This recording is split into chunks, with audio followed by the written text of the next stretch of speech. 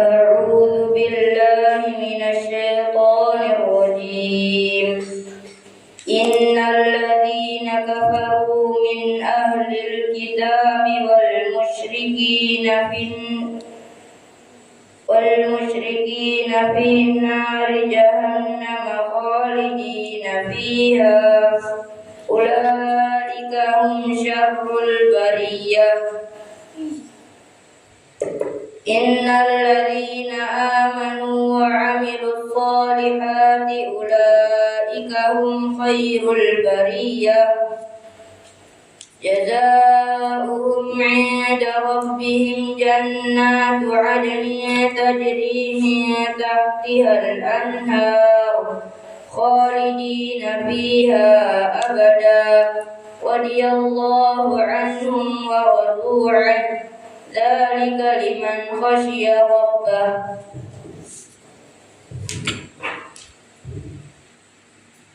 Sungguh orang-orang yang kafir dari golongan ahli kitab dan orang-orang musyrik akan masuk ke neraka jahanam. Mereka kekal di dalamnya selama-lamanya. Mereka itu adalah sejahat-jahat makhluk. Sungguh orang-orang yang beriman dan mengerjakan kebajikan, mereka itu adalah sebaik-baik makhluk.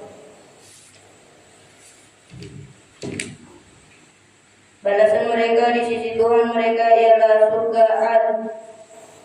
surga Aden yang mengalir di bawahnya sungai-sungai. Mereka kekal di dalamnya selama-lamanya.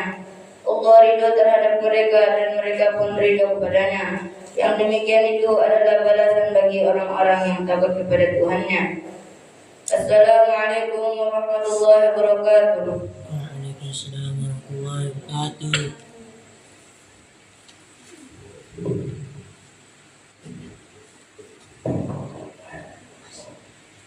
الحمد لله رب العالمين حمدا كثيرا طيبا مباركا فيه كما يحب ربنا ويرضى وأشهد أن لا إله إلا الله وحده لا شريك له وأشهد أن محمدا عبده ورسوله لا نبي ولا رسول بعده أما بعد. Alhamdulillah ikhwan wal akhwat sekalian, rahmati oleh Allah Subhanahu wa taala.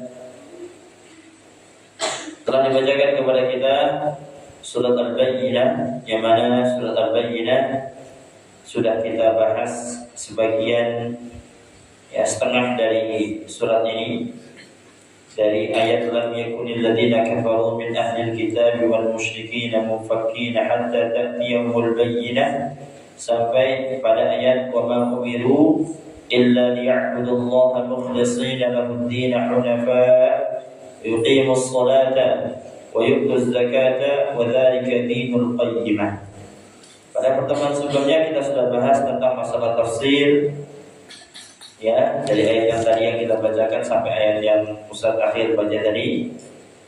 Kemudian sudah kita juga jelaskan terkait dengan asbabun nuzul, kepada asbabun nuzul ini tidak terlepaskan dari kisah atau penjelasan terkait bagaimana orang Yahudi yang disebutkan di dalam Al-Quran, yang disebutkan dalam hadis-hadis Nabi Sallallahu Alaihi Wasallam. Sebagai murojaah singkat, Ustaz ingatkan kembali tentang orang-orang Yahudi dari Bani Nadir, di antaranya juga kemudian ada Bani Qainuqa yang tinggal di Madinah. Mereka bukanlah penduduk Madinah asli. Saat itu mereka bukan penduduk Madinah asli. Akan tetapi disebutkan di dalam kitab mereka tentang tanda-tanda akan muncul Nabi akhir zaman. Nabi akhir zaman yang mana dia akan muncul, maksudnya hijrah ke suatu tempat yang banyak kurmanya, pohon kurma. Dan ternyata orang-orang Yahudi menemukan tempat tersebut adalah kota Madinah. Dan benar adanya, bahwa ikhwan dan akhwat sekalian, benar adanya kabar yang ada dalam kitab Taurat tersebut. Ternyata Nabi yang muncul memang datang hijrah ke tempat yang orang-orang atau penduduk yang di sekitar tempat mereka banyak pohon kurma, yaitu kota Madinah. Akan tetapi ikhwan dan akhwat sekalian, itu semua benar. Namun mereka tidak menerima itu semua. Orang-orang Yahudi tidak menerima itu semua. Ya, kenapa mereka tidak menerima? Hasad. Hasad ikhwan dan akhwat sekalian, iri, dengki. Kenapa kok bisa iri dan dengki, Ustaz? Sebabnya adalah para nabi itu, mereka semua hampir keseluruhan dari sebelum Nabi Muhammad SAW, mulai dari Nabi Ibrahim sampai Nabi Isa, itu adalah masih dalam satu rentetan keturunan Israel, khususnya pada Nabi Yakub alaihissalam. Mulai dari Nabi Yakub seterusnya sampai Nabi Isa itu keturunan Bani Israel. Karena Yakub julukannya adalah Israel, sehingga keturunan dari Nabi Yakub disebut dengan Bani Israel.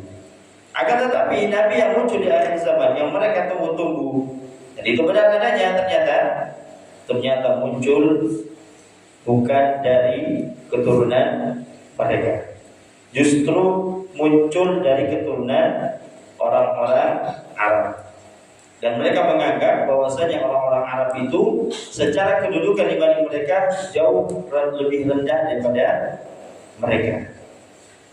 Sampai ikhwan dan akhwat sekalian, disebutkan dalam kisah ketika orang-orang Yahudi ini mereka sampai di Madinah. Kemudian mereka bertemu dengan kaum Ansor, itu orang-orang Madinah. Mereka bertemu dengan kaum Ansor. Mereka menyangka bahwasanya mereka akan memerangi kaum Ansor. Selain mereka mengatakan akan datang Nabi terakhir yang mana kami akan mengikutinya untuk memerangi kalian. Kenapa memerangi kalian? Karena kaum Ansor saat itu orang-orang kafir. Saat itu kaum Ansor orang-orang kafir. Akan tetapi ketika muncul Nabi terakhir Nabi Allah Muhammad SAW di tengah-tengah mereka dari kalangan orang Arab, justru berbalik arah.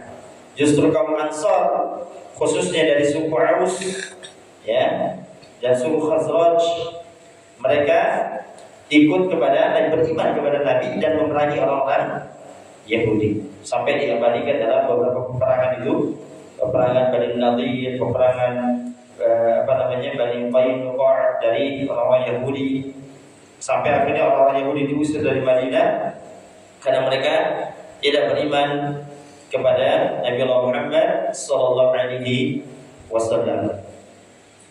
Kemudian sehingga dari itulah Allah Subhanahu wa taala yang menurunkan surat Al-Bayyinah ini memberikan penjelasan tentang bagaimana ketika datang kebenaran, datang keterangan yang nyata, ketika walaupun itu benar, mereka membenarkannya, akan tetapi karena hasad mereka tidak mau beriman.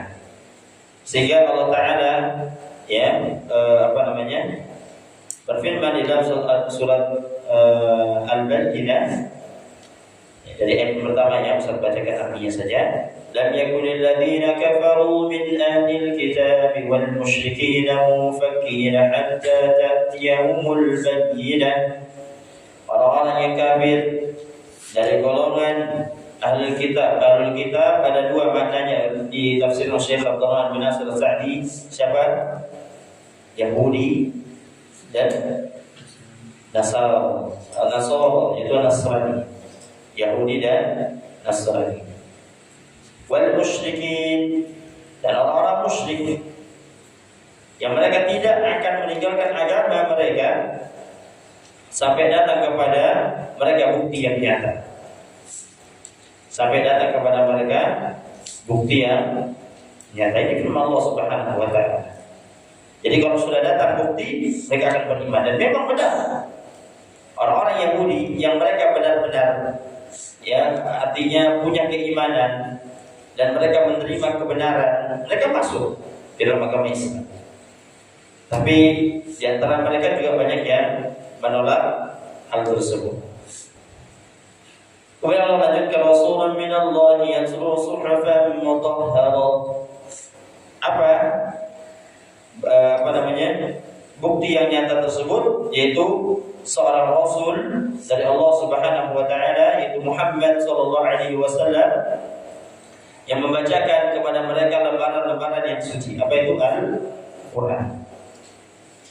Fiha kutubun qayyimah, yang mana di dalam Al-Qur'an itu terdapat, ya, maksudnya di dalam Al-Qur'an terdapat isi kitab-kitab yang lurus dan benar. Jadi ada apapun yang di dalam kitab Al-Qur'an itu mengkaitkan hal-hal yang ada di dalam kitab Taurat dan kitab Injil. Ikhwan-ikhwan sekalian, perhatikan ini. Yang ada di dalam Al-Qur'an itu menyempurnakan apa yang ada di dalam ajaran Taurat dan Injil. Jadi kita bukan menyalahkan Taurat dan Injil, itu benar. Akan tetapi dengan datangnya Al-Qur'an menyempurnakan itu semua. Sebagai contoh misalnya, ikhwan sekalian, dalam kitab Taurat itu siapa yang bawa Nabi dan Rasulnya? Nabi Musa. Di antara ajaran Nabi Musa di dalam Al-Quran disebutkan, ya, di dalam Al-Quran disebutkan dalam surah Al-Baqarah, yang mana di antara ajaran Nabi Musa, apabila seorang itu melakukan dosa, apa yang dilakukan? Bunuh diri. Itu ajaran Nabi Musa dalam Taurat dijelaskan, jadi abadikan dalam Al-Quran. Akan tetapi dengan datangnya Al-Quran itu membatalkan itu semua. Tapi Al-Quran tetap menyebutkannya. Memang benar adanya ajaran tersebut. Akan tetapi dalam Al-Quran tidak demikian. Ajaran yang ada dalam Al-Quran itu mengharamkan adanya bunuh diri. Baik orang-orang yang melakukan dosa, apalagi orang-orang yang mereka tidak melakukan perbuatan dosa. Ya, jadi seperti itu kawan-kawan sekalian. Ya, luar biasa ya. Jadi Al-Quran itu luar biasa, di dalamnya mencakup kitab-kitab yang lurus dan benar. Jadi semua ajaran-ajaran sebelumnya itu disempurnakan di dalam Al-Quran.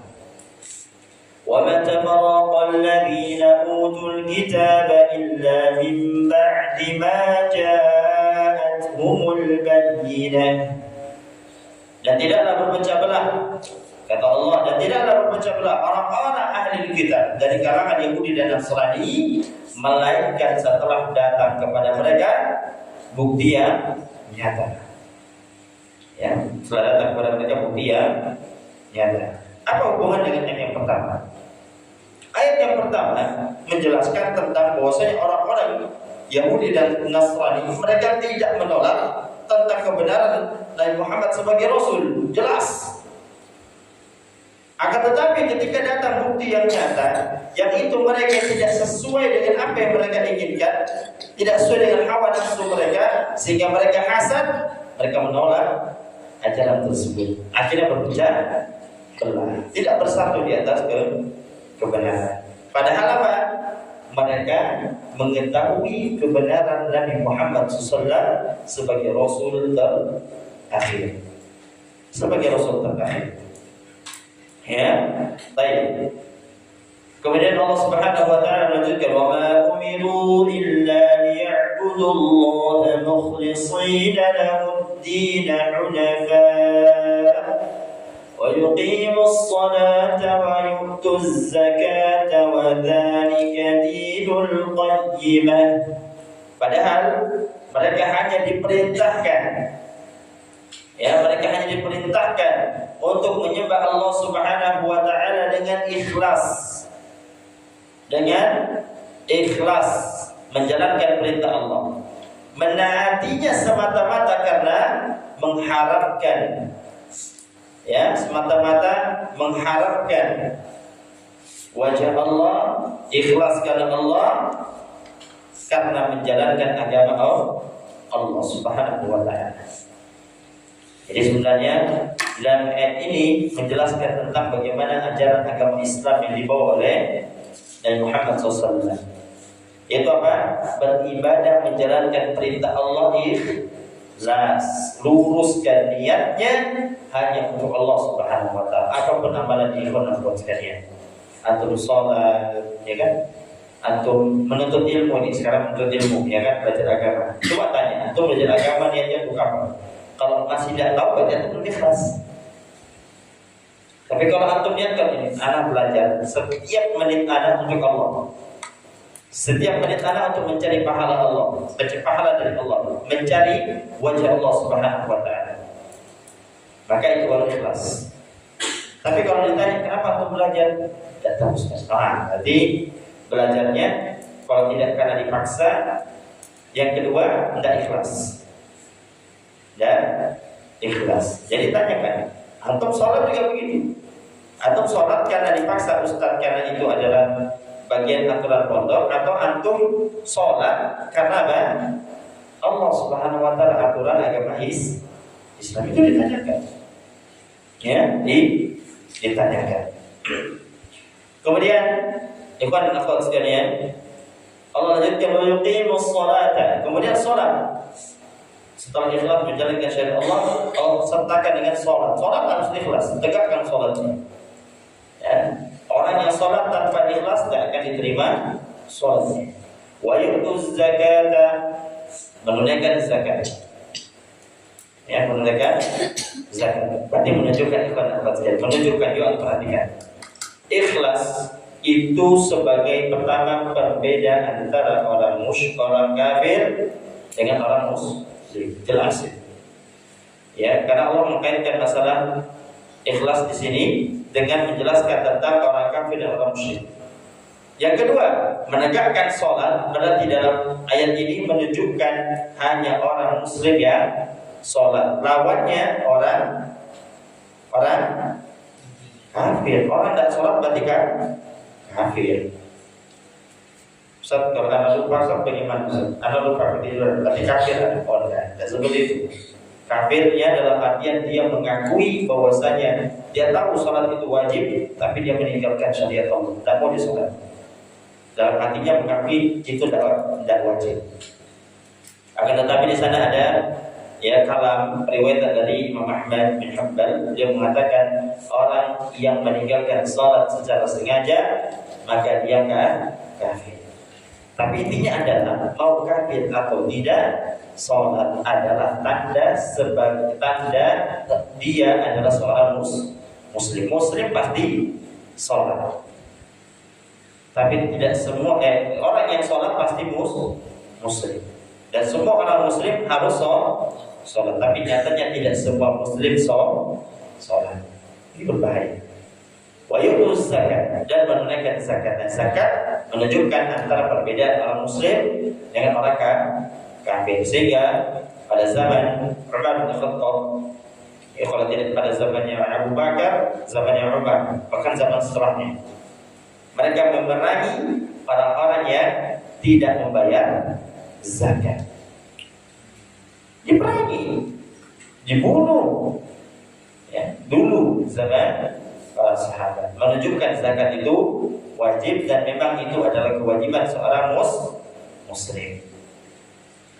Kemudian, ini yang kita bahas pada malam hari ini, ada ayat selanjutnya. Allah Ta'ala berfirman, Innal ladhina kafaru min ahlil kitab wal musyrikina fi nari jahannam khalidina fiha ulaika hum syarrul bariyah.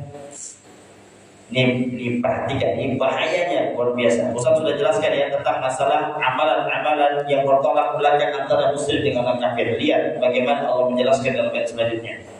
Sesungguhnya orang-orang kafir dari kalangan ahli kitab, Yahudi dan Nasrani, wal musyrikin, dan orang-orang musyrik, fi dari jahannam, akan masuk ke dalam neraka jahannam.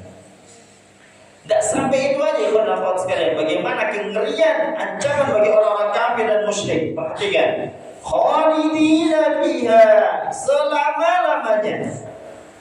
Ustaz sudah pernah jelaskan bagaimana rasanya antum ketika masuk ke dalam neraka hitungan 1 juta tahun, yang mana satu harinya sama dengan hitungan 1000 tahun di dunia. Bagaimana kalau 1 juta tahun? Bagaimana kalau 1 miliar tahun? Bisa kebayang? Gak kebayang bagaimana siksaan. Setiap detik siksaan, setiap detik siksaan. Antum terbakar, misalnya tangan dibakar, 1 menit saja jari antum, antum tidak terlihat. Ini seluruh badan antum di sini, tidak cuma dibakar, ada siksaan lainnya. Dan itu bukan 1 hari, 10 hari, 20 hari, 1 jam, 10 tahun, 100 tahun, kan khalidina fiha, selama-lamanya, tidak keluar. Inilah ancaman bagi orang-orang kafir dan musyrik. Berbahaya kepada Allah sekali, berbahaya. Ulaika hum syarrul bariyah. Dan mereka itulah adalah sejahat-jahatnya, sejelek-jeleknya makhluk. Sejelek-jeleknya makhluk. Allah Ta'ala, Syekh Abdurrahman bin Nasir As-Sa'di mengatakan, innal ladzina kafaru minal yahudi wan nasara wal musyrikin iqabuhum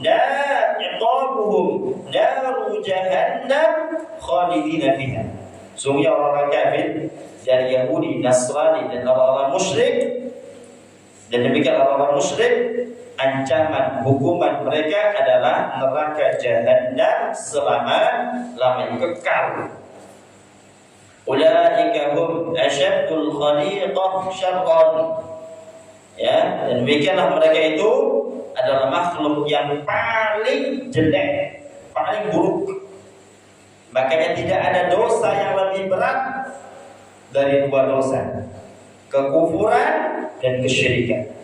Bahkan syirik kecil ikhwan akhwat sekalian, syirik kecil itu lebih jauh dahsyat jeleknya dibandingkan orang yang berzina ataupun mencuri ataupun membunuh.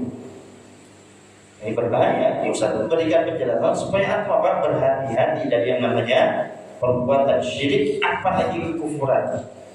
Syirik itu dia masih mengakui dirinya Islam, dia menyembah Allah, tapi dia juga menyembah kepada selain Allah. Tapi kalau kufur, sama sekali tidak menyembah Allah, dia keluar daripada agama Islam, menyembah yang lain. Menyembah yang, dan intinya menyembah kepada selain Allah itu jelek. Jelek.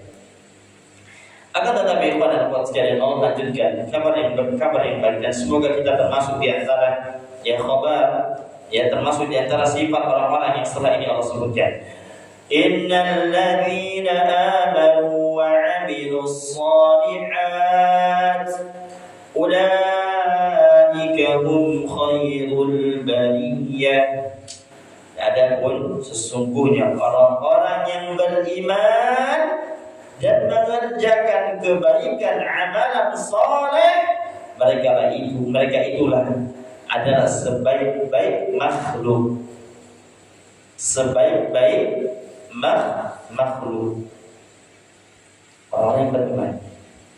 Orang yang beriman itu yang tadi Allah sebutkan, orang yang ikhlas dalam menjalankan syariat Allah, menegakkan salat, menunaikan zakat, dan menjalankan perintah-perintah Allah yang itu orang beriman.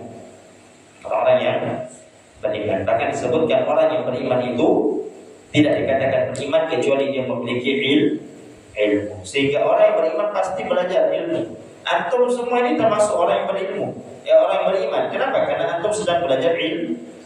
Maka bersyukuri itu semua. Jangan sampai setelah ini antum berpikir pengen keluar, tak mau belajar agama. Ini berbahaya. Bisa jadi antum, pilihan antum cuma 2. Antum menjadi innal ladzina kafaru, innal ladzina kafaru min ahli alkitab wal musyrikin fi nari jahannam khalidina fiha, atau yang kedua, innal ladzina amanu wa 'amilus shalihat. Antum tidak akan pernah bisa menjadi beriman kalau antum tidak belajar agama. Antum harus belajar agama sehingga antum bisa menjadi orang yang beriman. Pilihannya cuma dua. Antum mau masuk neraka jahanam, menjadi orang yang kufur, syirik. Oh enggak Ustaz, yang penting kan anak sholat. Siapa yang menjamin antum bisa tetap berada di atas keimanan? Sedangkan antum tidak bisa membedakan yang mana baik, yang mana buruk. Sehingga sedangkan antum tidak memiliki ilmu. Sampai sini jelas ikhwan akhwat sekalian. Nah, jadi antum harus belajar bagaimana bisa mencapai derajat keimanan. Antum harus belajar ilmu tersebut. Antum harus mengenal Allah Subhanahu wa taala, mengenal Tuhan kita. Antum harus mengenal Nabi kita. Antum harus mengetahui agama kita dengan dalil-dalilnya, baru antum bisa beriman dengan benar. Ya, kalau hanya sekedar saya beriman, ana yakin Allah ada, tapi antum tidak belajar bagaimana Allah itu ada. Atau tidak belajar bagaimana antum mengenal Allah Subhanahu wa taala, tidak mungkin bisa antum beriman dengan baik. Ya, tidak mungkin antum bisa mengenal dengan beriman dengan baik. Kemudian Allah Subhanahu wa taala lanjutkan di dalam ayat terakhir, jazaohum 'inda rabbihim jannat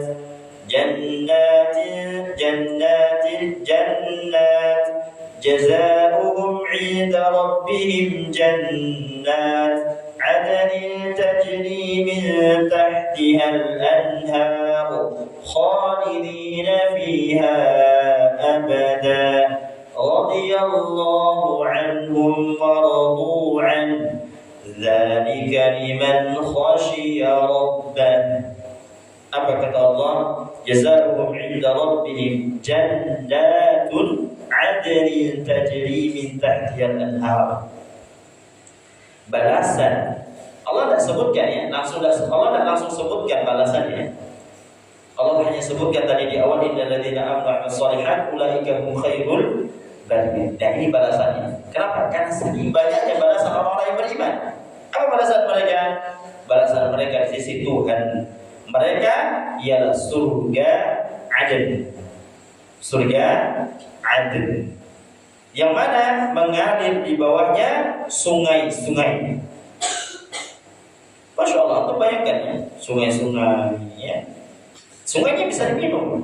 Sungai bisa diminum. Kalau sungai yang sekarang antum lihat di Samboja misalnya, atau minum ya sakit ya. Tapi kalau di surga bisa diminum sungai ya. Ada sungai yang aliran sungai susu ya, ada yang ya terserah apa yang antum inginkan. Ada air yang sangat segar yang menghilangkan rasa haus selama-lamanya. Luar biasa bagaimana Allah memberikan.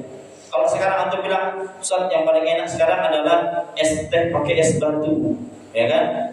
Atau mungkin es Milo pakai es ya, segar ya. Maka di surga nanti lebih segar, lebih apa yang antum bayangkan. Tidak ada yang tidak bisa sampai antum mencapai pikiran tersebut bagaimana nikmatnya di surga tersebut. Luar biasa. Ya, khalidina fiha abada. Mereka kekal di dalam selama-lamanya. Orang-orang yang beriman dan beramal saleh. Allah ridha terhadap mereka. Radhiyallahu anhu, Allah ridha kepada mereka. Wa radu an, dan mereka ridha kepada Allah Subhanahu wa taala. Zalika liman khasyiya rabbah.